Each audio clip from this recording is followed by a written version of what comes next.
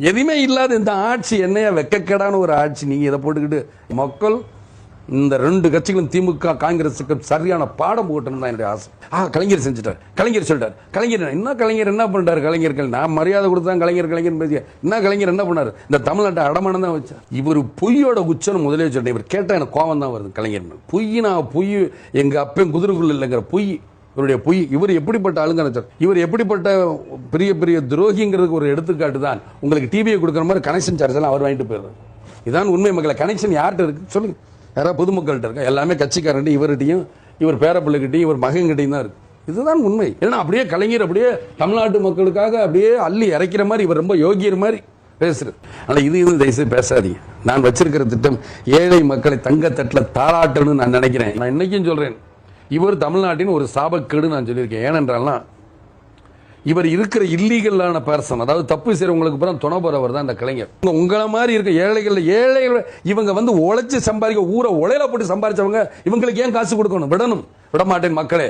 நிச்சயமாக தேசிய முற்போக்கு திராவிட கழகம் வந்து அவங்களெல்லாம் பிடிங்க உங்கள்கிட்ட காசு மாதிரி ஒன்னா எந்த ஊழல இருந்து உங்களுடைய குடும்பத்தையும் ஒன்னையும் காப்பாத்துறேன்னு சொல்லும்போது உங்களுடைய கட்சியும் காப்பாத்துக்கிறேன்னு சொல்லும் பொழுது இவர் இதை மாத்திரமா விட்டு கொடுத்தாரு, என்னென்னத்தையும் விட்டு கொடுத்தாரு, எல்லாத்தையும் தமிழ்நாட்டையே விட்டு கொடுத்தவர் தான் இந்த கலைஞர். அதனால பொதுக்குள்ள தீர்மானம் போடுறதுன்னு பெரிய விஷயம் கிடையாது. திமுகவும் காங்கிரசும் மோசமான கட்சிகள் விமர்சனம் பண்ணப்படும்.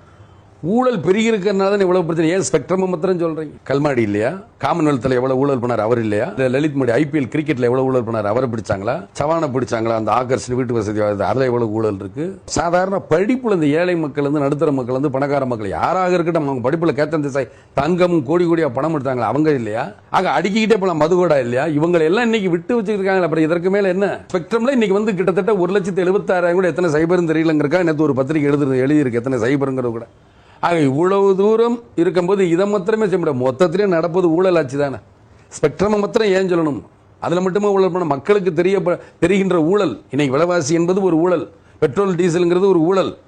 அதுல கூட வந்து இவர் வந்து 30% வரியை போட்டிருக்காரு. 10% 15% வரி போட்டா மக்களுக்கு எவ்வளவு குறைமை செய்யறது கிடையாது. எல்லாரும் குடிக்க வச்சு வரி வாங்குறதான் இவருடைய வேலை. இவருடைய புத்திய குறுக்கு புத்தி. அதனால ஊழல்கள் நிறைய இருக்கு சொல்லிக்கிட்டே. கல்வியில ஒரு ஊழல் சாம்ராஜ்யம் அப்படி என்றால் கலைஞர் தான். இதை வெறும் ஸ்பெக்ட்ரமை பற்றி சொல்லணுங்கிறதுல மொத்தத்தில் கலைஞரை பற்றி சொன்னாலே ஊழல் தான். எப்படி உண்மை சொல்பவனுக்கு ஹரிச்சந்திரன் சொல்றீங்களோ ஊழல்னா கலைஞர் என்றால் ஊழல். அதனால இதை பத்தி பேசினாலே போதும். கலைஞரை பத்தி பேசினாலே மொத்த ஊழலை பத்தி பேசுற மாதிரி தான் அர்த்தம்.